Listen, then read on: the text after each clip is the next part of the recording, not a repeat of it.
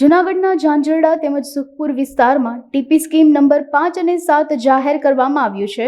સ્થાનિકો દ્વારા રદ કરવામાં આવે તેવી માંગણી કરવામાં આવી છે. સ્થાનિકોનું કહેવું છે કે ટીપી સ્કીમમાં ખેડૂતોની કરોડોની જમીનને નુકસાન થાય તેમ છે. ટીપી સ્કીમને લઈને મુખ્યમંત્રી દ્વારા તાત્કાલિક તમામ પક્ષ અને રજૂઆતો ધ્યાનમાં લઈ ઓનલાઈન કરવાની સૂચના આપવામાં આવી છે, જે સૂચનાનું ઉલ્લંઘન જુડા કચેરી દ્વારા કરવામાં આવી રહ્યા હોવાનું ખેડૂતોએ આક્ષેપ કર્યો હતો.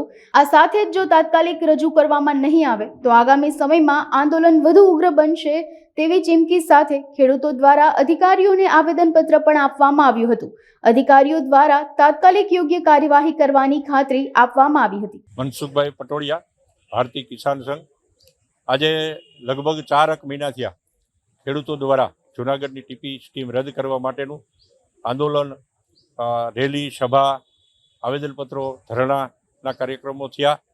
આજે ધરણા માટે બેઠા હતા ત્યારે આ કારોબારીના મુખ્ય અધિકારી સાથે બેઠક થઈ.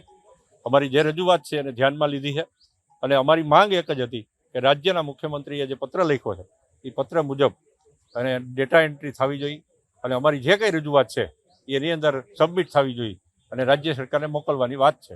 એટલે આની અંદર કલમ 66 મુજબ માનો કે વધુમાં વધુ ખેડૂતોએ વાંધો લીધો છે ત્યારે આ યોજના પડતી મૂકવામાં આવે તેવી કાયદાની કલમ 66 મુજબ અમારી માંગ અને આને સ્વીકારી છે અને તમામ અમારી વાંધાજી સાથે ડેટા એન્ટ્રી કરવા માટેની અમને ખાતરી આપી છે અને એ લેખિતમાં અમને જવાબ આપે ત્યારબાદ અમારા ધરણાનો કાર્યક્રમ પૂર્ણ કરીશું.